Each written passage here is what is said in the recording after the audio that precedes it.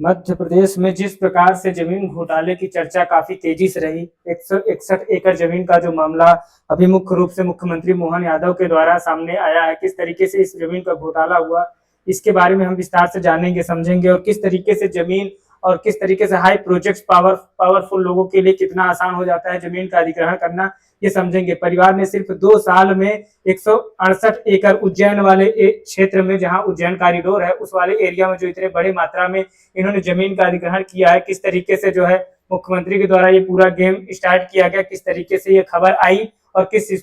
स्तर से the Indian express ने इस न्यूज को हिंदुस्तान की जनता के सामने लाया, उसके बारे में समझने की जरूरत है। किस तरीके से पूरा काम चलता है, संपत्तियों की कहानी, ये द इंडियन एक्सप्रेस के द्वारा इस खबर को दुनिया के सामने प्रस्तुत किया गया। किस तरीके से ये लोग माला माल होते जा रहे हैं, इसके बारे में जानकारी दी गई। आम जनता की कमाई बहुत दिन काम तो आती नहीं है, सच्चाई यही है कि एक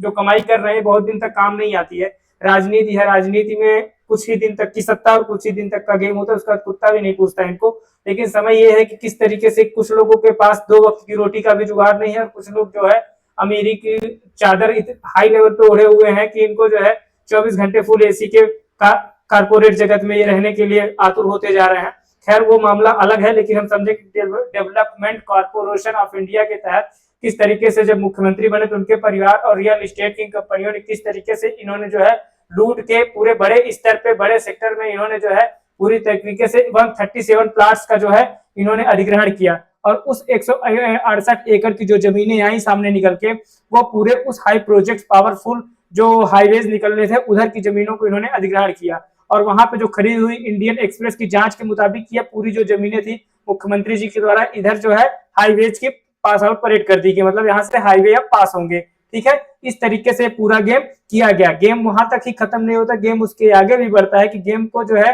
किस तरीके से इन्होंने जयवंतपुर और जो है उसके बाद जो है करडिया होते हुए तमाम बड़े सेक्टर में वो जो नवखेड़ा वाला जगह है वहां से निकालते हुए इस पूरे सेक्टर को जो है उन्होंने राष्ट्रीय राजमार्ग के दर्जे के रूप में प्रस्तावित कर दिया है और 38 प्लाट्स वहां से पूरी तरीके से बढ़ाया गया। उसके अलावा जहां उज्जैन का कॉरिडोर था, Ujjain Indore highway expressway upgrade कराया गया ताकि वहां पे जो इनके 38 प्रोग्राम थे, फिर उन्होंने वहां पे 29 नए प्लाट लिए, उनके परिवार के लोगों ने 9 एकड़ जमीनें खरीदी। इस तरीके से पूरा गेम वहां पे चला। लेकिन उससे ज्यादा उज्जैन नागड़ा हाईवे के दोनों तरफ चंदसौरा में जो है 9 एकड़ की जमीन ली गई। 9 एकड़ मतलब समझ रहे हैं कि एक हाई प्रोफाइल जो है पूरे लंबे तरीके से इस घोटाले को अंजाम दिया गया और ये एक सोची समझी राजनीति थी, क्योंकि मुख्यमंत्री के ही हाथ में होता है कि किस कॉरिडोर को उन्होंने राष्ट्रीय राजमार्ग का दर्जा देना है, किस तरफ जो है उनको जो है कौन से प्रोजेक्ट्स को बनाना है। इस तरीके से कमर्शियल बनाने का फैसला जो उन्होंने लिया और कमर्शियल बनाने के चक्कर में अपने परिवार को कमर्शियल बनाया, अपने घर परिवार बहू बेटी बेटा को उन्होंने कमर्शियल बनाया और जमीनें खरीदी। और फिर जो है इन्होंने पांड्या खेड़ी वहां पे एक जगह है, वहां पे जो हाई प्रोजेक्ट के तहत उन्होंने जमीनें खरीदी और जमीन खरीदने के लिए कमर्शियल जोन में कई तरीके से कमर्शियल जोन के तहत उन्होंने जमीन खरीद अधिग्रहण को अंजाम दिया। और उस तरीके से पूरे अंजाम में चूंकि हाई प्रोजेक्ट गुजरने हैं, चूंकि बड़ी बड़ी सड़कें गुजरेंगी तो उसका मुआवजा मिलता है, मुआवजे के साथ साथ जमीन की कीमतें जो है करेंटली बढ़ती जाती हैं। तो परिवार में जिस प्रकार से इनके भाई कलावती, सीमा यादव, पत्नी जो उनकी थी सीमा जी, उनके नाम पे जो है और इस प्रकार से कई बेटा वैभव, बहन कलावती, सबके नाम पे पूरी तरीके से जमीन का अधिग्रहण कराया गया। और इनका जो मोहन यादव एजुकेशन सोसाइटी भी एक चलता है, उस पर भी जो है पूरी तरीके से जो है 179 करोड़ की जो है लगभग संपत्तियों का ब्यौरा वहां से निकल के आया। 2021 और 23 के दौरान ये पूरा गेम किया गया। मतलब आप समझिए कि आप एक मुख्यमंत्री एक संवैधानिक पद पे होते हुए, यानी 2021 और 23 के दरमियान जब ये पूरा सिद्धि विनायक कॉरिडोर है वहां पे, सिद्धि डेकान प्राइवेट प्रोजेक्ट वहां पे बन रहा था, वहां पे भी इन्होंने जब 2021 में मंत्री थे तब लिया। और इस तरीके से पूरी हिस्सेदारी जो है Siddhi Vinayak development private corporation में जो है इनकी वाइफ के नाम पे जो है बहुत बड़े बड़े प्रोजेक्ट्स दुनिया के सामने प्रस्तुत किए गए। लेकिन मसला ये नहीं था, मसला ये था कि जो ये पूरा ब्रांड है, जो हाइसिंग प्रोजेक्ट है, किस तरीके से ये लोग आसानी से, मतलब आप समझिए कि इस हिंदुस्तान की नई कहानी यह है कि कुछ लोगों के पास सुबह और शाम को भोजन के लिए भी सोचना पड़ता है कि यार आज का भोजन हो पाएगा भी कि नहीं हो पाएगा। गिट्टी बालू किसी तरीके से वो अपना रेगुलर का जीवन चला पा रहे हैं और यहाँ पे जो है इनके पास अरबों खरबों करोड़ों की संपत्ति है। लास्ट शर्म तो लगती नहीं होगी, लेकिन खैर ठीक है, इनका अपना पावर प्रोजेक्ट है, किस तरीके से काम करना है, किस तरीके से नहीं करना है, ये एक अलग बात है। लेकिन समस्या यह है कि जिस प्रकार से बेटे बहू और पूरे परिवार को इन्होंने माला माल बनाया, किसी दिन जो है कोई हाई मामला होगा और फिर जो है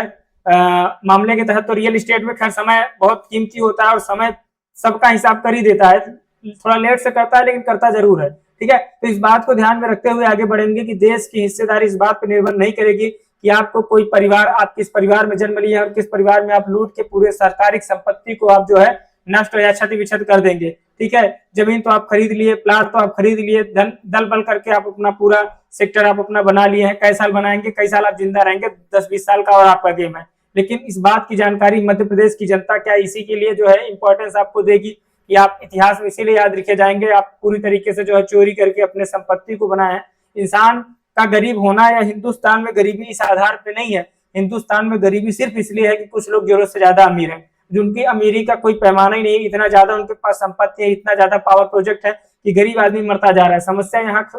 खत्म नहीं हुई, समस्या इसके आगे इसलिए बढ़ती गई कि आप एक प्रोजेक्ट को जो देश दुनिया के अन्य खबरों के लिए भी जुड़ा रहा, उसके लिए आपने देश को गुमराह किया, मध्य प्रदेश की जनता को गुमराह किया। खैर आगे वक्त बताएगा कि किस तरीके से पूरा प्रोजेक्ट चलेगा, लेकिन समस्या यह है कि प्रोजेक्ट को ध्यान में रखते हुए किस तरीके से पूरा गेम ये चलता है, इसके बारे में हम समझेंगे और पूरे गेम को यहाँ पे हम लोग देखेंगे कि किस तरीके से प्रोजेक्ट जो है दुनिया के सामने प्रस्तुत किया गया। तब तक के लिए धन्यवाद, नमस्कार। कोई ऐसी न्यूज आएगी निकल के तो हम लोग जरूर उस पर चर्चा करेंगे, लेकिन एक मुख्यमंत्री के रूप में, और एक जो है यही हाल नहीं रहा, इसके अलावा जो देश के जो है मिनिस्टर रहे पोर्ट्स के नितिन गडकरी जी, उन्होंने भी एथेनॉल की सारी प्रोजेक्ट्स को अपने बच्चों बेटों बहुओं को दे रखा है। ठीक है, इसी तरीके से मोहन यादव जी ने भी अपने इसी तरीके से बांट रहे हैं। तो समस्या यह उत्पन्न हो रही कि क्या स्थिति इस तरीके से सामान्य होने के लिए देश की जनता के लिए क्या है कि कहीं से भी, या मध्य प्रदेश की जो मुख्य रूप से, क्योंकि सेक्टर